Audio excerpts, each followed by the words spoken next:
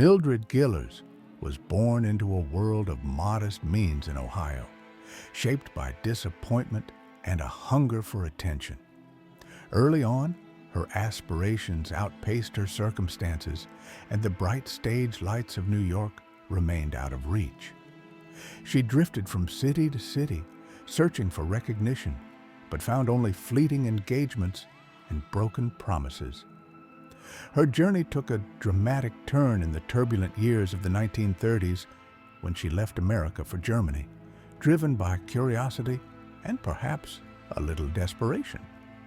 Berlin was a city teetering between culture and chaos. She found herself in the middle of a society where the ordinary became dangerous in an instant. As the Nazi regime strengthened its grip on every area of life, Gillars grew uneasy, yet stayed behind, tied to a complicated relationship with a German citizen and a sense of pride that kept her from admitting defeat. She lived on the fringes of Berlin's thriving art scene before war transformed the city into a hardened fortress of suspicion and bureaucracy. Gillars spoke fluent English, possessed a neutral accent, and understood American slang. She became useful to the German propaganda ministry. After initial reluctance, she signed a contract for radio broadcasts directed at American and British troops. Her first shows were timid, filled with sentimental messages and music. Soon, however, her role changed. The program directors crafted a character, Axis Sally, whose job was to peel away at the resolve of Allied forces. Gillars's broadcasts became calculated psychological operations.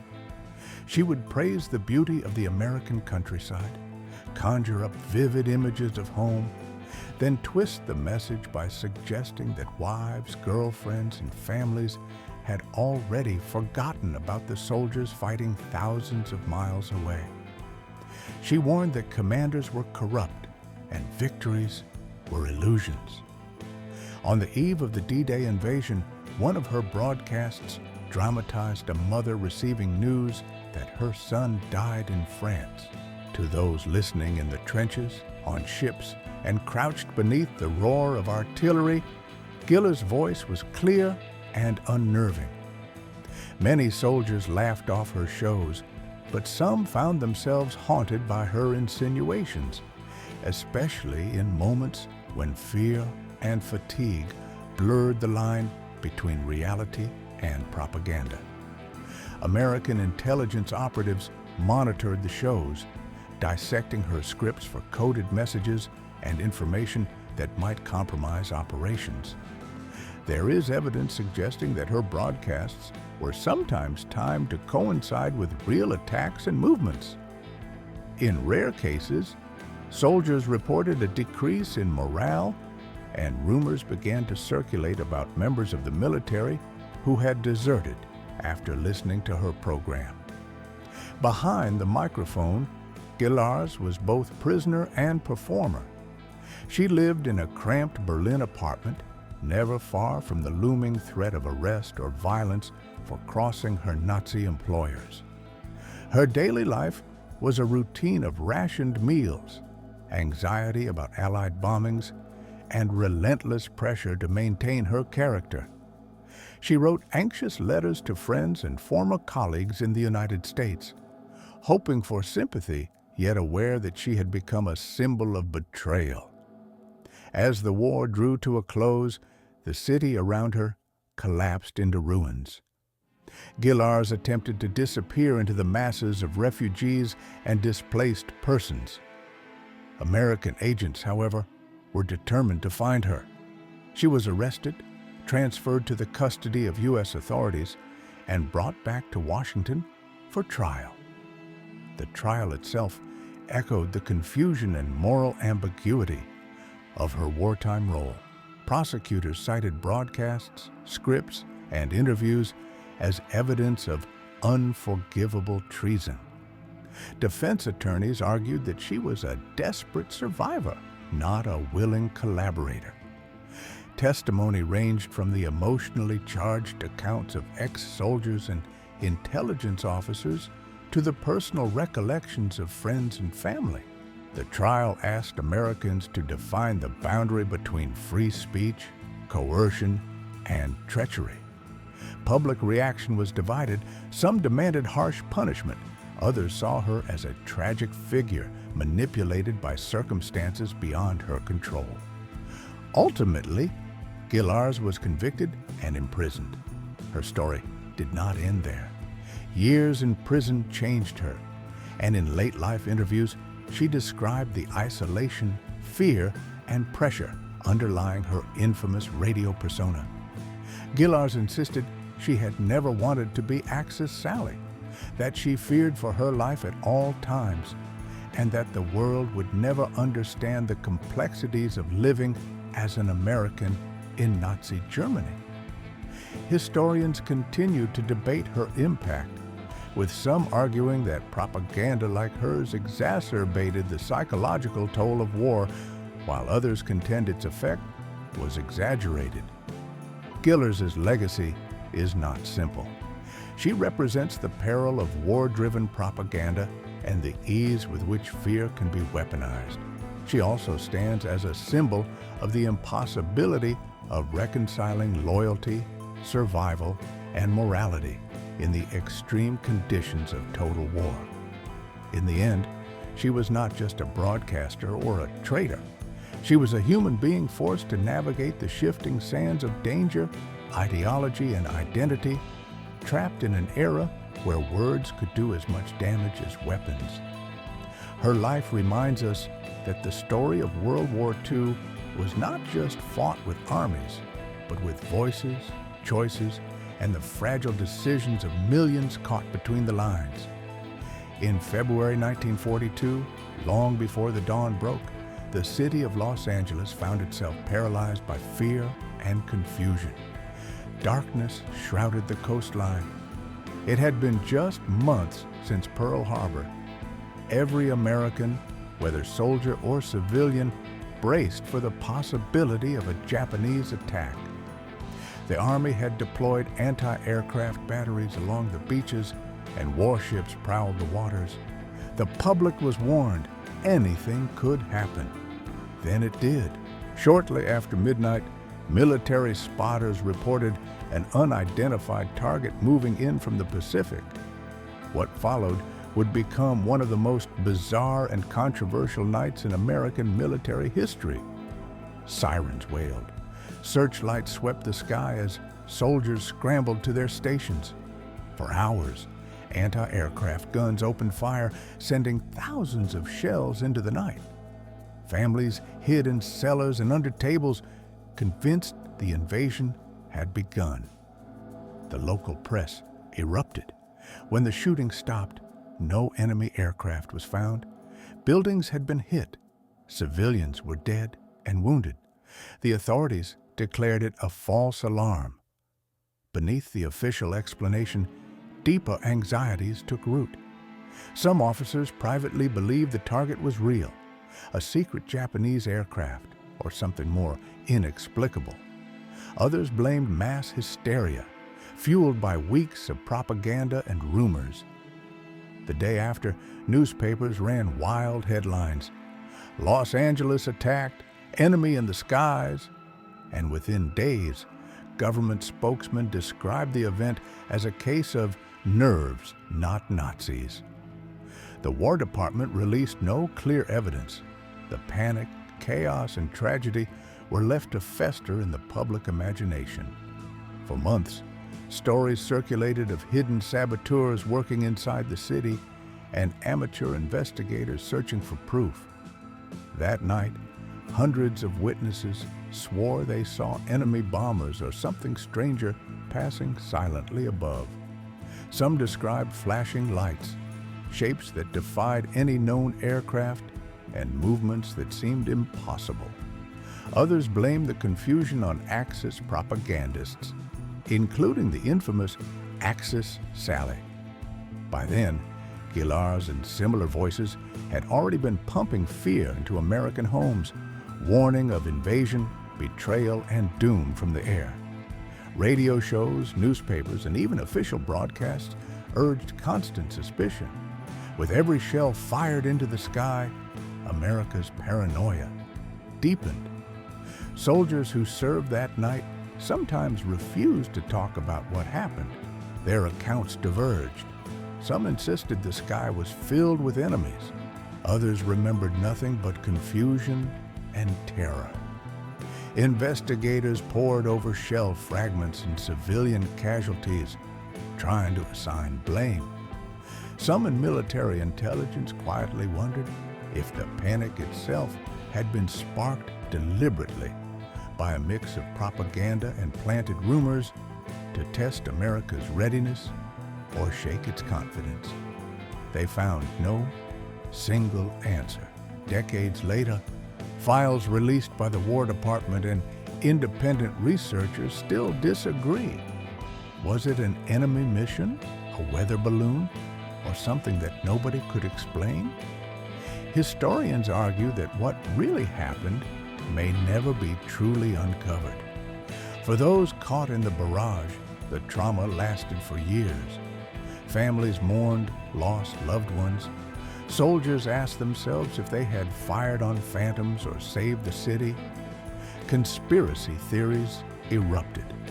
Some claimed the government covered up the truth, fearing it would destroy national morale. Others turned on their neighbors, searching for Axis spies and collaborators.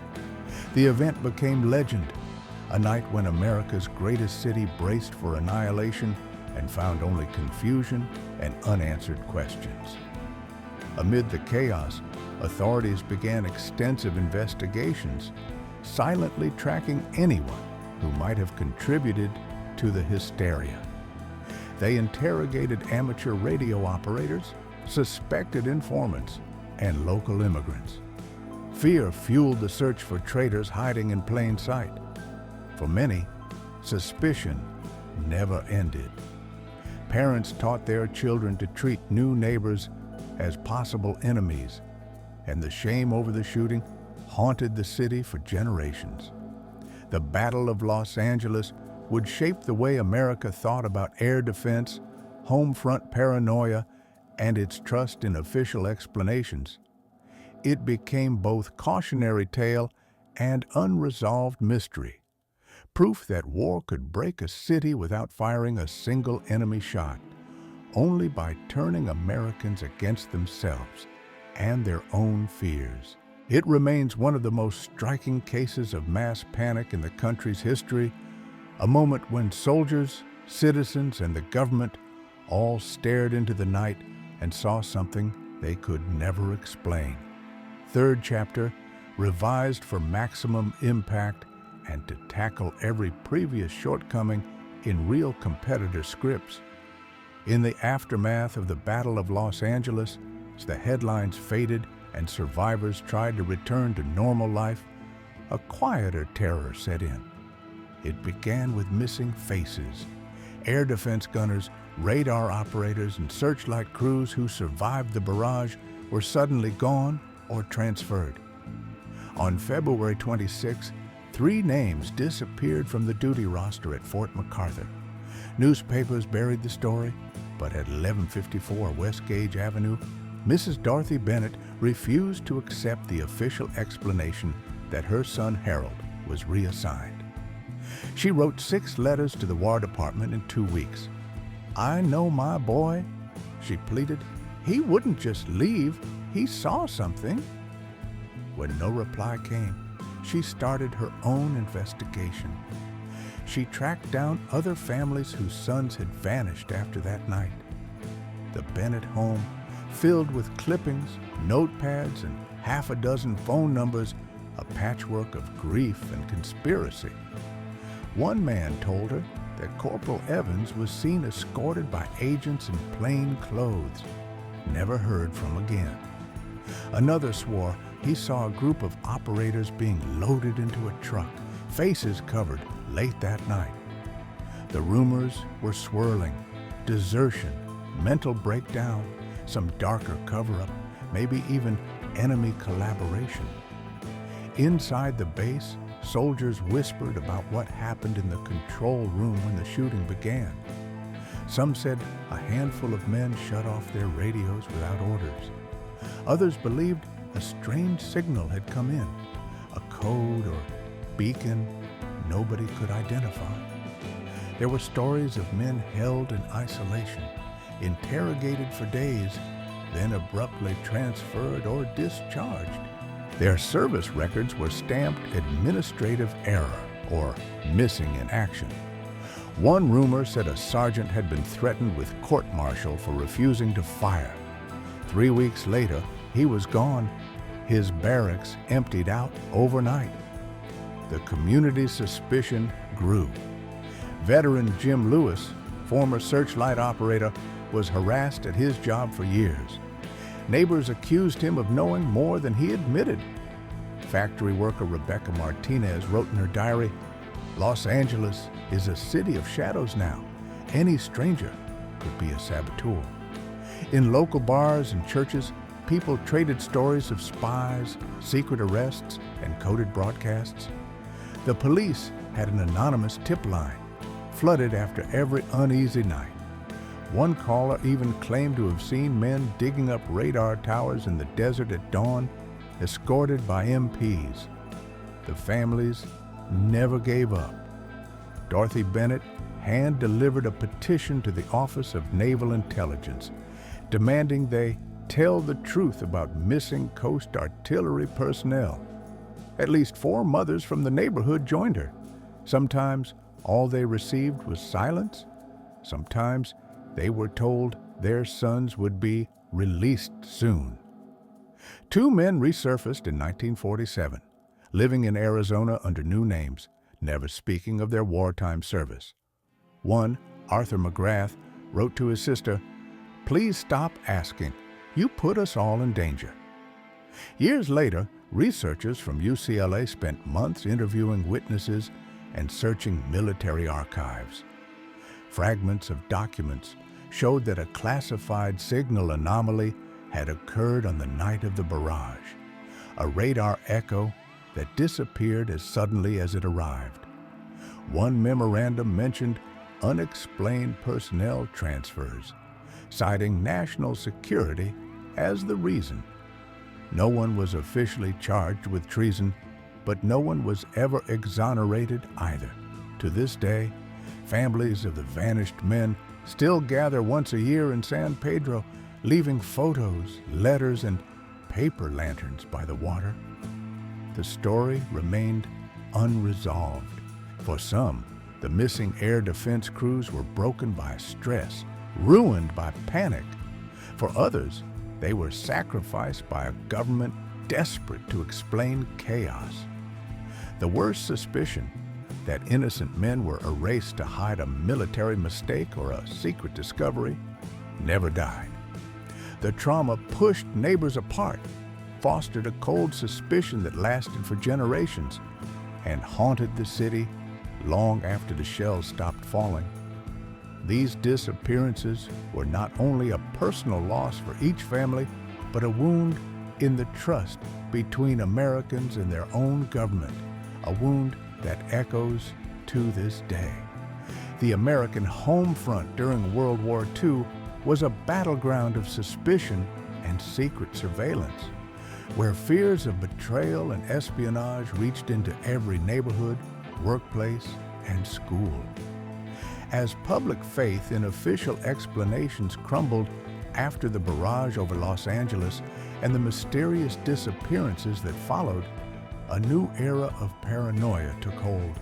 It began with rumor, then moved to investigation, then exploded into a quiet war of neighbor against neighbor, a war fought with whisper campaigns, anonymous letters, and secret files. By April 1942, the city of Los Angeles was no longer united by fear of the enemy overseas, but fractured by mistrust between its own citizens. The Army's Counterintelligence Corps, with orders from Washington, activated new lines of investigation. Agents recorded car license plates parked near defense plants, bugged phone booths at train stations, and checked up on men who had failed to return home after the barrage. A young couple, Victor and Annette Hall, found themselves evicted from their apartment block after one tenant, never identified, reported hearing Victor use the word signal late at night. Hull would later recall, "It only took a word for them to turn on you." At the heart of the anti-saboteur dragnet was the alien registration files. Thousands of names of immigrants and first-generation Americans, mostly German, Italian, or Japanese. Community meetings turned into interrogations. At one such gathering in San Pedro, an elderly woman was asked to account for her son's absence at work. She broke into tears. He had been drafted. 2 days later, agents visited her home anyway, searching for hidden radios. Her diary from that month reads, "We are all suspects now." Teachers at Jefferson High School in Watts quietly removed German American and Japanese American children from class for special questioning. Some never returned, and classmates invented stories that the missing students had joined secret societies or been taken to camps in the desert. The truth was that many families were quietly interrogated, some sent under military escort to assembly centers. Some records of these interviews have never been declassified. The Steel Workers Union on Terminal Island split in two after plant manager Frank Blanchard accused 6 machinists of deliberate sabotage. Machines had been jammed, blueprints burned in a suspicious fire. The men were separated for round-the-clock questioning. One, Arthur Walden, never returned to work. Friends believed he was relocated under government protection. Meanwhile, Blanchard faced death threats and changed his daily route to the shipyards. The FBI's Los Angeles field office overflowed with reports. A woman said her deli owner neighbor replaced USA with USSR in the chalkboard soup special. A bus driver reported hearing a child say, "Papa will hide in the tunnels." Each tip, true or not, became part of a growing network of files. Most never acted on, some resulting in ruined reputations, shattered marriages, or evictions. Hundreds of government forms began with the same phrase, the subject believed to be sympathetic to the Axis cause. The paranoia gave cover to real infiltration, too. In September 1942, a counter-espionage raid at a produce warehouse downtown uncovered a small ring of Axis sympathizers, transmitting coded messages in fruit shipments. The ringleader, a Nisei second-generation Japanese American, had been living under a false name since 1941. His unmasking led to increased suspicion, especially toward those already targeted by rumor and guilt by association, sparking new rounds of vigilante watch groups. Not all accusations were false, but no one felt safe. For every true betrayal exposed, a dozen innocent lives were upended by mere suspicion. Families like the Marinos, who lost their grocery store after a single anonymous letter, never recovered. Their son Peter, age 14, was bullied at school. Years later, he would write, "What haunts me most was the silence at dinner. We could not speak without fearing who listened." Even churches and civic groups became battlegrounds of loyalty. One pastor, Father James Ryan, was forced to defend his congregation in a public letter, denying that his Saturday Bible group was a code club for enemy agents. Many faith leaders, themselves immigrants, became intermediaries between frightened citizens and government investigators, sometimes betraying their own parishioners to prove their loyalty. By the end of 1942, paranoia had become self-sustaining. Newspaper cartoons lampooned enemy aliens. Radio dramas like Secret Agent Upper 13 boosted ratings on the promise of real traitors in every suburb, and high school history classes revised their lessons on patriotism, loyalty, and the price of disobedience.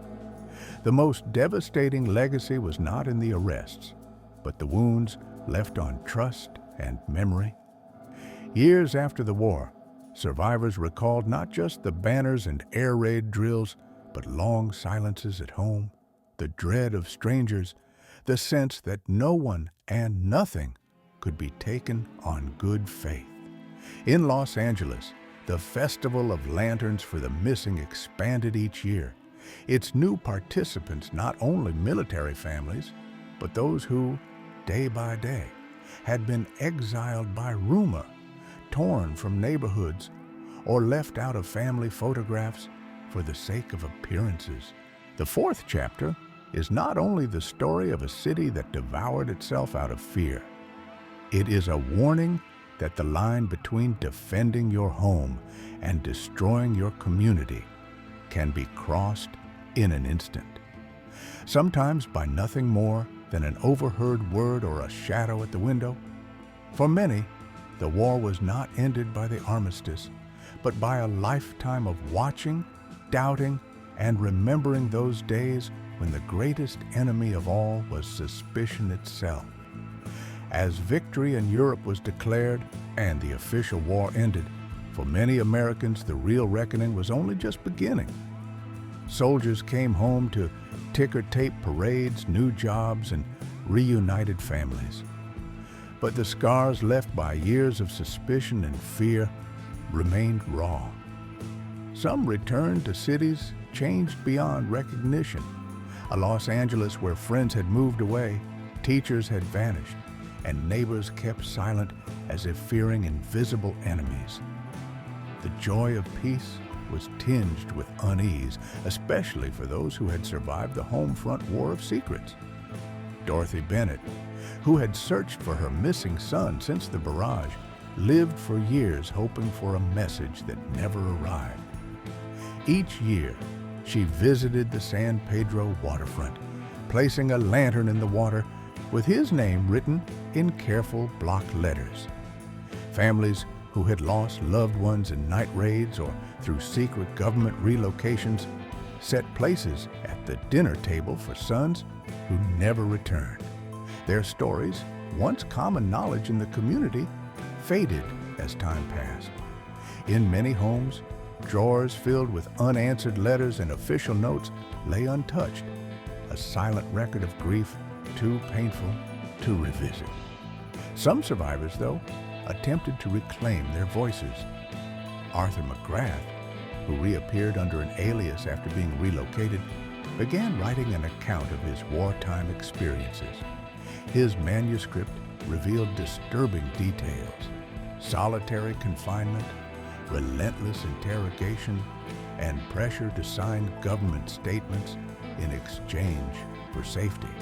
"We were sacrificed," he wrote, "not because of what we did, but because of what the city needed to believe." His memoir was published decades later, sparking brief, renewed interest in the missing air defense crews of 1942. Revelations about secret investigations and wrongful detentions emerged steadily in the following years. Civil rights attorneys uncovered documents showing that hundreds of citizens, factory workers, teachers, union members, had been held for questioning far longer than legally allowed, sometimes relocated out of state with no explanation. Families campaigned in local government for hearings and official reparations, but most met indifference or resistance. One city council session ended in shouts as activists demanded the release of sealed military intelligence files. The greatest betrayals sometimes came from within families. Letters found in a chest in Boyle Heights revealed that a father had anonymously reported his own daughter for unpatriotic speech in 1943, believing he was saving his family from suspicion. That act led to years of estrangement, a symbol of the destructiveness of fear and propaganda. In community centers, former union organizers and pastors held meetings to support those suffering the long-term effects of exile and public accusations. For some, these gatherings offered healing. For others, they were only a reminder of how trust could never fully return. Historical investigators pieced together stories of those who had vanished. In one haunting case, a teacher named Helen Ito was discovered living in rural Oregon, decades after her special questioning in Los Angeles. She refused all interviews, saying, "Those days must remain lost." Historians published new works documenting the ripple effects of paranoia and scapegoating. One influential book, Citadel of Shadows, chronicled dozens of cases in which ordinary people, immigrants, citizens, government workers, became targets, then survivors seeking justice in an indifferent nation. Yet, even as facts surfaced, some wounds never healed. At memorial ceremonies by the harbor, families read names and lit candles, joined by civic leaders who pledged never again. The lanterns drifted outward, some carrying handwritten notes from children and grandchildren who had grown up in the shadow of old suspicions. Therapists specializing in intergenerational trauma saw an influx of patients from families affected by the war's psychological fallout. The greatest legacy of this home front war is not only the catalog of missing persons, closed court files, and ruined reputations. It is the silence at dinner tables, in school hallways, between neighbors, on the porch. For every official story, there is an untold one. Some survivors learned to forgive, some learned to forget, while others never spoke of those days again. The community remains marked by a dual truth. War does not end with armistice or victory parades. It lingers in lost moments, unresolved grief, and the lifelong struggle to heal, trust, and belong. The chapter closes with what the city learned too late. Sometimes the greatest danger is not the enemy outside, but the fear and doubt that fracture a nation from within.